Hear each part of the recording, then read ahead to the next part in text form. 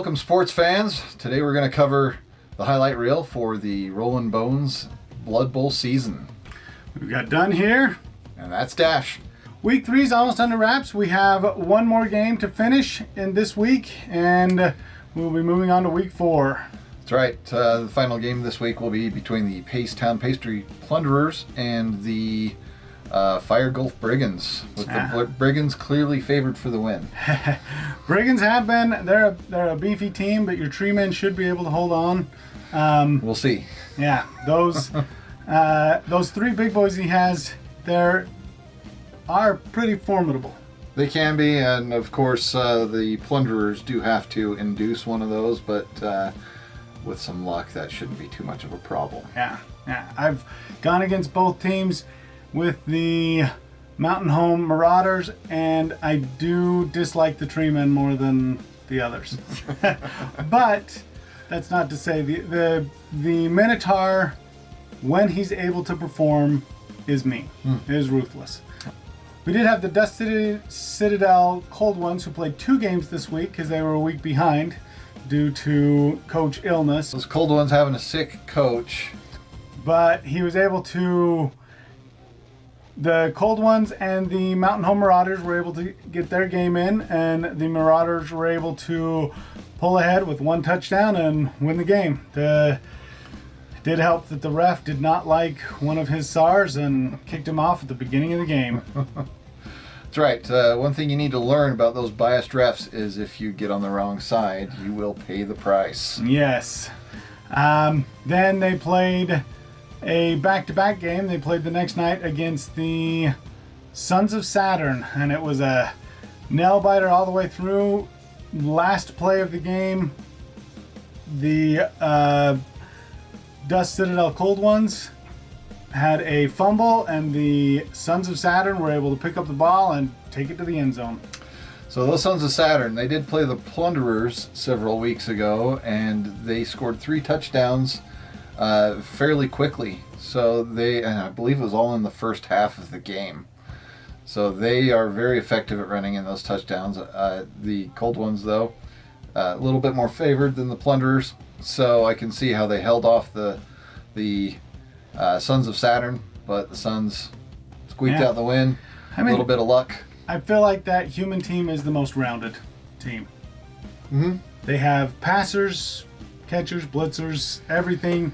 The only thing that the Dust Citadel Cold Ones are really missing there, though, is a solid passer. But they do have the Chameleon Skinks that can fill that role a little bit. One thing I've learned with those stunties is none of them are built straight from recruitment for being a good passer, but one skill is all it takes, and suddenly you have a stunty quarterback, and they are a lot of fun. We will see a friendly matchup tomorrow night between the Sons of Saturn and the Mountain Home Marauders. Personally, I'm hoping my team can come out on top there and just get a few more SPPs there to bring some of my guys up and get that guard on some of those linemen. Should be a good one to watch. Yeah. Can't wait to hear the highlights. Hopefully we get some cameramen that will show up and get broadcast on the Cabal Vision. Yeah. So stay tuned.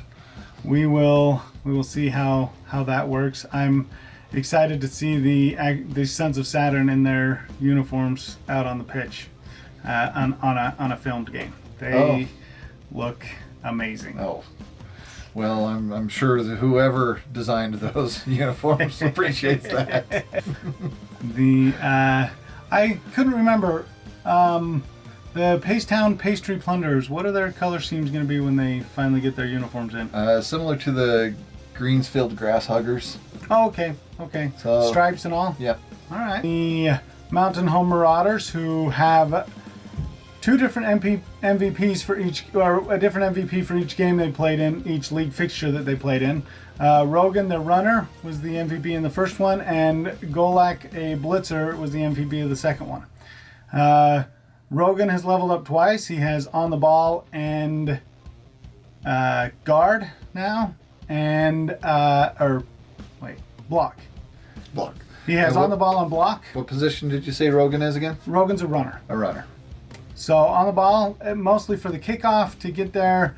Since his move is so slow, it's nice to get those 3 spots to move before the game, or before his turn starts anyway. Haven't had it pay off in a passing situation where the opponent was passing yet, but we'll see as time goes on. And Golak has, he was able to get Mighty Blow, trying to break through some of those bigger armor guys when he knocks them down. Definitely always something that anybody playing against a dwarf team would want. However, this is the dwarf team getting it, so turning the tables a little. You know, having almost everyone at armor 10 is great, but I hate going against anybody with armor value 9 or better. Too hard to break the armor. Yeah, that higher the number that goes, or higher that the number goes, it's definitely, it's not just a linear progression on difficulty, it's exponential. The 2 most frustrating things for the Mountain Home Marauders, in my opinion, has been people's move, because everybody's so much faster than they are, and the armor value. You'd think it would be the strength, but the strength isn't actually as frustrating as you would think. Strength is useful, but it has its limits. I can usually bring in enough dwarves to gang up on someone who's stronger than them, and at least get the level footing. Controlling that field in order to get the assists you need isn't too difficult most of the time. That's why I'm looking for guard with those linemen. It's a game changer. But how the Pacetown Pastry Plunderers been doing as far as...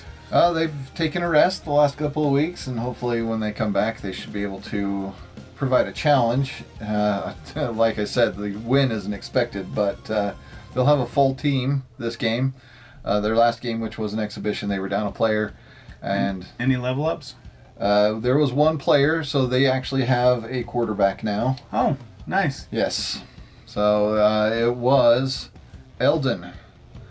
He is the hefty for the Pacetown Pastry Plunderers, and Eldon now has the pass skill, so he's a little more effective throwing that ball. Wasn't terrible before, but with pass it should be a little bit more successful putting that ball down the field, which they need in order to get a touchdown. And you have a few more guys with some SPPs there. I mean, he's quarter of a way to another skill. Yeah. So, and then you got a couple of guys with some SPPs there for their casualties. Your halfling hopefuls have caused some casualties. They did during their first game with the Sons of Saturn, actually. Oh, wow. They put a few guys over in the casualty box. I'm trying to decide how bad I'm going to feel if I hurt the catchers on the Sons of Saturn tomorrow. I wouldn't feel bad. It's feel a little bad in that that's my goal, is to hurt people, because that's where I get my SPPs from. The catchers, they're fast and cocky. They deserve to feel a little bit of pain. They can move the ball where I can't. Exactly. Yeah. But... And it was those catchers that scored the 3 touchdowns in the game against the Plunderers. We were discussing today the possibility of a second season in the future, and preparing for that. Yes, so the Blood Bowl game league, how it's been set up in the book, lends towards future seasons. So, and with new expansions coming out through Spike Magazine and maybe other supplements, we will see what the future holds. I'm looking forward to it. I think there are a lot of exciting things around the corner. And while Blood Bowl hasn't seen a lot come out from Games Workshop in the last little while, I know they're not done with the game. No, definitely not. There's too many things left open as far as, and I think a lot of it will be in Spike magazines and things like that as well as new teams that we'll seeing, or some updated teams coming out. The teams of legend, I think we should be seeing some models for them. We hope that you are enjoying the Blood Bowl season.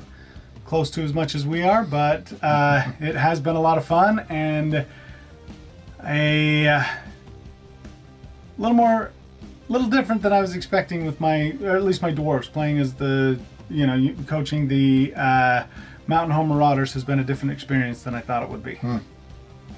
A little easier than I thought it would be, actually. And the Plunderers are every bit of a challenge as I expected. I didn't play the elves because I thought they would be a little too easy, and now I think the dwarves were head and shoulders easier than the elves would have been. I think I would be struggling with the elves because of injuries. I put dwarves, humans, dark elves, lizards. That's 4 teams, right? Oh. I think the Renegades are up there with any team that's out there. Renegades are good, but there are some teams that... all those other teams, those 4 teams, Skaven, top 5 for me. The Renegades are very useful because they have a lot of options. Yeah, they have the big men, which is a big deal, having those 3 big boys. Bigger deal for the halflings to have the 3 big guys because they need it. Oh, yeah. But the humans have a thrower, and then they have positionals that are not positionals. They have the elf, the goblin, the skaven, the orc, they don't have special abilities, really, but they have definite uses, I don't see why I wouldn't take every one of those on a team if I was going to be doing that, coaching that team. Yeah. Oh, yeah. So a question on the animosity, has that been a problem? No, it's not been a problem. That's fortunate. It's actually not that big of a deal anyway, because I had the wrong rule. I don't know if I had an old rule in my head or what, but the rule with animosity is you roll, and if you fail, then you just don't give them the ball. Oh. It's not a harder to catch, harder to do. It's just you roll, and on a 1, I think you don't pass the ball. Won't pass the ball. Or hand off the ball. So you're not going to give up the ball, but and I'm sure you've lost your pass or whatever it is that you're doing, but it's not as bad of a thing as I thought it was originally. I suppose it's not. But you have the thrower who, it puts him a little bit behind things. The thing that I'm most disappointed in playing the game, and maybe this is just me watching, but throw teammate.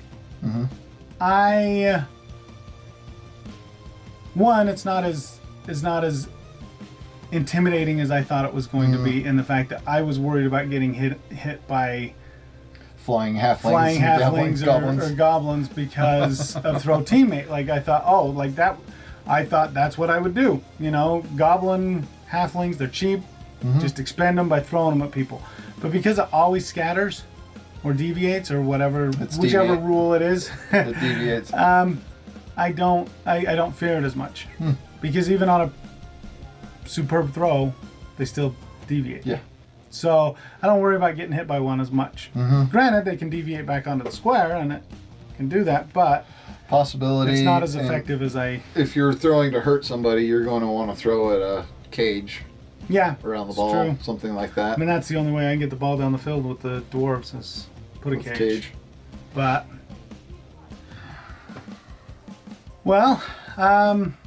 hopefully we'll see the even though they're not playing in the league,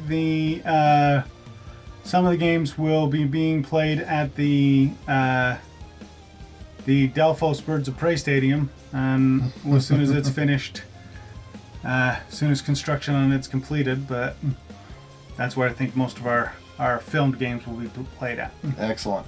Should be a lot of fun to see that new stadium, new pitch put together. And we should see another pitch sometime? Absolutely. Hopefully before the season's over? Yeah. It needs to be before the season's over. But any ideas on whose stadium it will be? Or will it be generic? It'll probably be generic. I'm throwing around the idea of whether or not to put a lot of grass on this or allow it to be astrogranite. But those are the two different finishes for the pitch I'm thinking about. but we'll see. If I think of something more creative, I might go with that, just because I've done an astrogranite pitch. I don't know why I didn't do any kind of turf on it. I think I didn't have a lot of turf available at the time. But that's since changed. I've got a lot of different types of turf that I could put down on the pitch. So we'll see. Yeah.